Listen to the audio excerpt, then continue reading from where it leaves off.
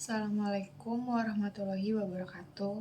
Perkenalkan, nama saya Adelia Zahra Lubis dengan NIM 112111371. Di sini saya akan memvideokan tentang materi yang telah saya pelajari selama 1 semester.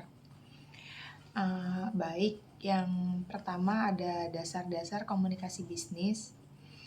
Pengertian komunikasi sendiri secara etimologi berasal dari bahasa Latin communis yang berarti sama rasa dan sama rata.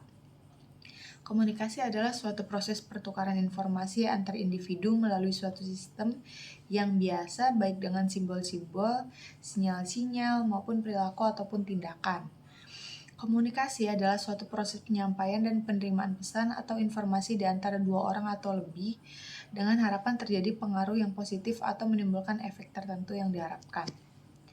Pengertian bisnis. Dalam ilmu ekonomi, bisnis adalah suatu organisasi yang menjual barang atau jasa kepada konsumen atau bisnis lainnya untuk mendapatkan laba. Secara historis, kata bisnis dari bahasa Inggris business dari kata dasar basi yang berarti sibuk dalam konteks individu, komunitas, ataupun masyarakat. Dalam artian, sibuk mengerjakan aktivitas dan pekerjaan yang mendapatkan keuntungan. Kegiatan sistem ekonomi yang diarahkan pada manajemen dan distribusi hasil industri dan jasa profesional yang bertujuan mendapatkan keuntungan. Pengertian komunikasi bisnis menurut Katz tahun 1994 yaitu adanya pertukaran ide, pesan, dan konsep yang berkaitan dengan pencapaian serangkaian tujuan komersil. Komunikasi bisnis diartikan sebagai komunikasi yang terjadi dalam dunia bisnis dalam rangka mencapai tujuan dari bisnis itu. Istilah bisnis dalam konteks ini diterjemahkan sebagai suatu organisasi perusahaan. Business communication are purposive interchange of idea, opinions, information, instruction, and the like present personally or impersonally by symbol or signal or attain the goals of the organization. Artinya adalah komunikasi bisnis adalah pertukaran ide-ide, opini, informasi, instruksi, dan sejenisnya yang dikemukakan baik secara personal ataupun non-personal melalui simbol atau tanda untuk mencapai tujuan-tujuan perusahaan. Selanjutnya ada pengertian komunikasi bisnis menurut Persing tahun 1981. Di sini ada komunikasi bisnis adalah proses penyampaian arti melalui lambang-lambang yang meliputi keseluruhan unsur-unsur yang berhubungan dengan proses penyampaian dan penerimaan pesan. Baik itu dalam bentuk tulisan, lisan, maupun nonverbal yang dilakukan dalam suatu organisasi yang membayar orang yang secara bersama-sama memproduksi dan memasarkan barang-barang dan jasa guna memperoleh keuntungan. Selanjutnya ada pengertian sederhana dari komunikasi bisnis, itu komunikasi yang digunakan dalam dunia bisnis mencakup berbagai macam bentuk komunikasi, baik komunikasi verbal dan non-verbal untuk mencapai tujuan tertentu.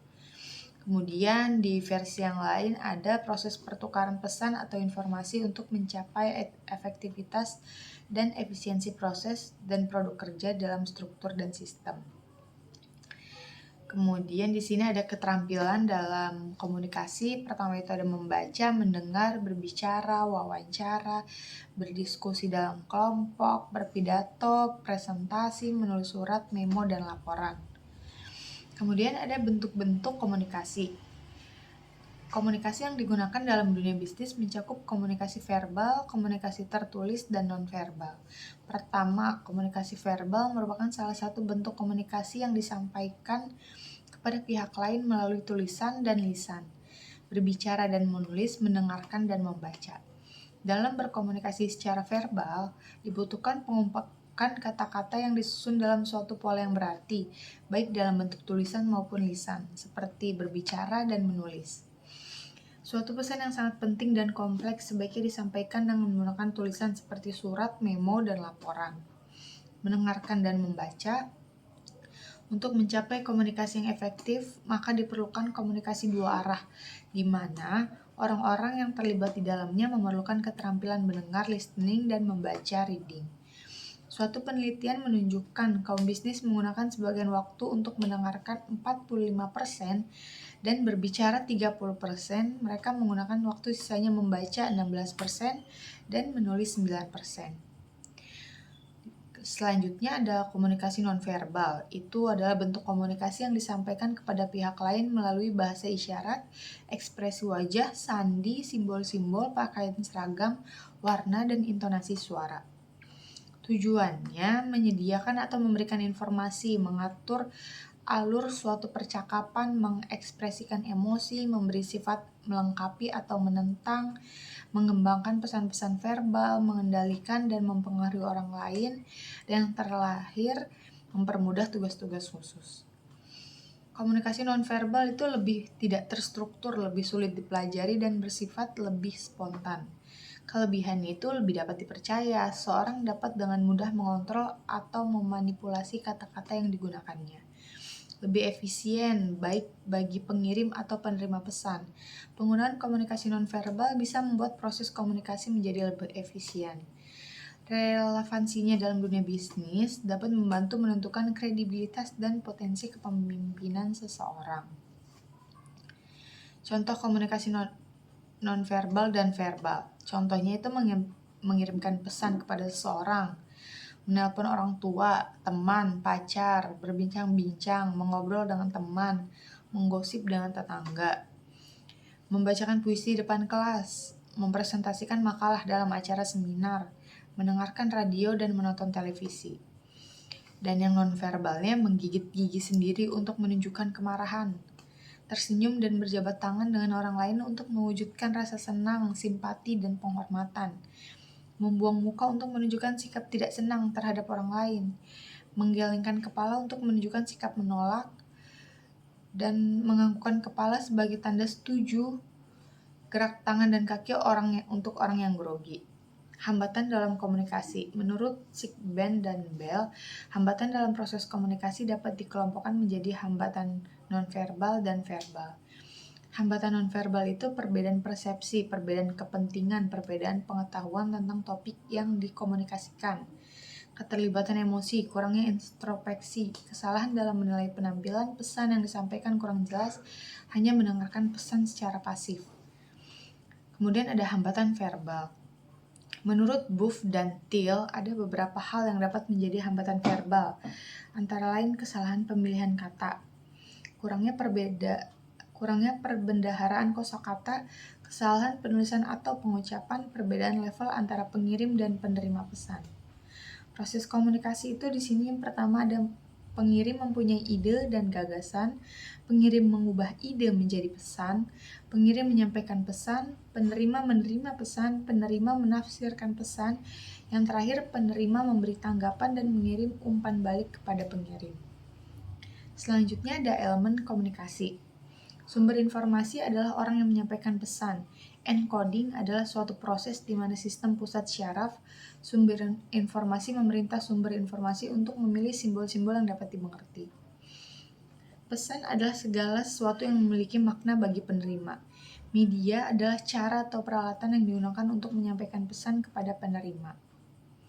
Decoding adalah proses di mana penerima pesan menginterpretasikan pesan yang diterimanya sesuai dengan minat, pengetahuan, dan kepentingannya. Feedback adalah respon yang diberikan oleh penerima pesan kepada pengirim sebagai tanggapan atas informasi yang dikirim suatu pesan. Hambatan adalah berbagai hal yang dapat membuat proses komunikasi tidak berjalan dengan efektif. Kemudian ada kesalahpahaman dalam komunikasi. Masalah dalam mengembangkan pesan, munculnya keraguan-raguan tentang isi pesan, kurang terbiasa dengan situasi yang ada, dan orang yang akan menerima ada pertentangan emosi, kesulitan dalam mengekspresikan ide. Masalah dalam menyampaikan pesan itu faktor fisik. Masalah dalam menerima pesan itu ada persaingan antara penglihatan dengan suara, kursi atau suasana yang tidak nyaman, lampu, dan kondisi lain yang dapat mengganggu konsentrasi penerima. Masalah dalam menafsirkan pesan, yang pertama ada beda latar belakang, perbedaan penafsiran kata, dan perbedaan reaksi emosional. Mengatasi hambatan komunikasi bisnis. Pertama itu, hal untuk mengatasi hambatannya pertama ada mendorong iklim komunikasi terbuka, mendorong masukan dan feedback dari karyawan, menyederhanakan struktur organisasi, mengurangi layer, informasi lebih cepat, kemudian mempromosikan komunikasi horizontal, meningkatkan moral, menambahkan ide-ide, lalu membuat pusat isu, karyawan bisa mengkonfirmasi isu yang berkembang. Yang kelima, membuat saluran formal seperti newsletter untuk memuat berita atau informasi perusahaan. Selanjutnya ada karakteristik komunikasi bisnis. Pesan bisnis disusun dengan memperhatikan batasan biaya dan waktu. Pesan tersebut disusun untuk audiens atau penerima yang membutuhkan informasi. Pesan harus mempertimbangkan pengaruhnya terhadap audiens. Pesan biasanya disusun lebih dari satu tujuan. Bagaimana memperbaiki komunikasi? Pertama itu ada persyaratan komunikasi efektif. Persepsi, ketepatan, kredibilitas, pengendalian, keharmonisan. Kemudian yang kedua, membuat suatu pesan secara lebih berhati-hati. Yang ketiga, minimalkan gangguan dalam proses komunikasi. Yang keempat, mempermudah upaya umpan balik antara pengirim dan penerima pesan. Yang kelima, manfaat komunikasi bisnis itu ada internal dan eksternal. Pertama, yang internal meningkatkan kemampuan komunikasi secara efektif untuk menunjang karir di perusahaan.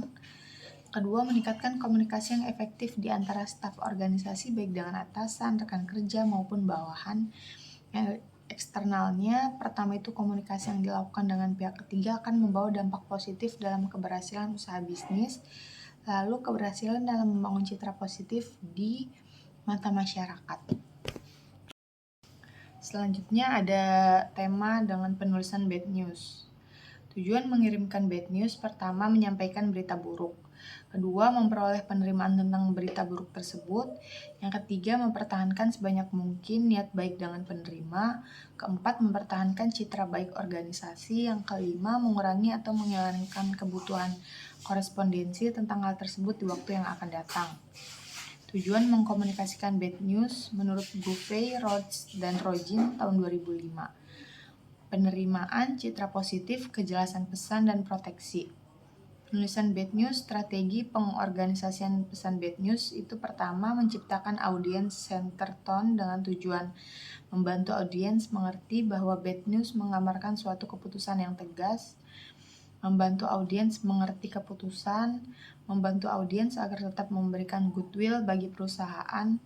Yang kedua itu ada memilih pendekatan organisasional. A itu pendekatan tidak langsung, ada pembuka, alasan, bad news, penutup.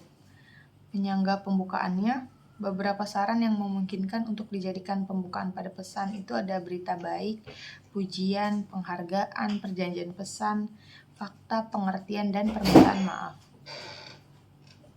Menyajikan alasan. Teknik efektif untuk menyajikan alasan itu berhati-hati dalam menjelaskannya. Mengutip keuntungan yang akan didapat oleh penerima.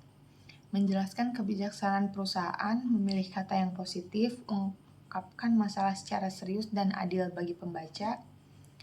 Melindungi berita buruknya itu memposisikan berita buruk, menggunakan kalimat pasif, menonjolkan positif, menyiratkan penolakan, menyarankan.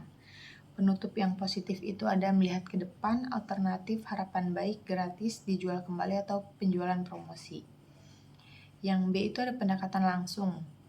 Suatu pendekatan organisasional direct approach dapat diterapkan jika yang pertama penerima pesan lebih menyukai pesan langsung ke poin yang dituju. Yang kedua, pesan tersebut mempunyai pengaruh yang kecil terhadap si penerima pesan. Yang ketiga, pesan disampaikan secara empati. Beberapa pertanyaan dalam memilih pendekatan untuk pesan negatif. Pertama, apakah berita tersebut akan membuat shock? Yang kedua, apakah pembaca lebih suka pesan-pesan pendek yang langsung ke pokok masalahnya? Yang ketiga, seberapa penting pesan bagi pembaca tersebut? Yang keempat, apakah Anda perlu mempertahankan hubungan kerja yang dekat dengan pembaca pesan? Kelima, apakah Anda perlu menarik perhatian pembaca? Yang keenam, apa gaya yang disukai oleh organisasi Anda? Yang keenam, seberapa banyak komunikasi lanjut yang Anda inginkan? Memilih kata-kata positif. Saya tidak paham apa maksud Anda. Kerusakan tersebut tidak dapat diperbaiki dalam seminggu. Tolong klarifikasikan permintaan Anda. Barang tersebut akan diperbaiki minggu depan. Contoh-contoh umum pesan-pesan negatif. Yang pertama itu ada mengirimkan pesan negatif tentang masalah bisnis rutin, menolak permintaan rutin, berita buruk tentang transaksi-transaksi, menolak klaim dan permintaan, komunikasi dalam krisis, menolak permintaan surat rekomendasi, menolak lamaran kerja, mengirimkan pesan negatif kepada karyawan, memberikan penilaian kinerja negatif, dan mengakhiri hubungan kerja. Selanjutnya ada mengkomunikasikan informasi dan jawaban negatif. Contoh dalam dunia bisnis itu pertama ada bad news tentang produk, antara lain kenaikan harga produk, penarikan kembali produk, kadaluarsa produk, produk rusak atau cacat. Yang kedua ada penolakan kerjasama, yang ketiga ada penolakan undangan. Yang terakhir ada penyampaian bad news. Penyampaian bad news ke pelanggan itu pertama ada bad news tentang pesannya, kedua penolakan surat pengaduan dan keluhan, yang ketiga mengganti produk, yang keempat tidak terpenuhnya pesanan. Bad news tentang orang, pertama itu penolakan menulis surat rekomendasi, kedua penolakan lamaran pekerjaan, yang ketiga surat penolakan kredit. Sekian materi yang saya dapatkan selama 1 semester. Semoga bermanfaat. Wassalamualaikum warahmatullahi wabarakatuh.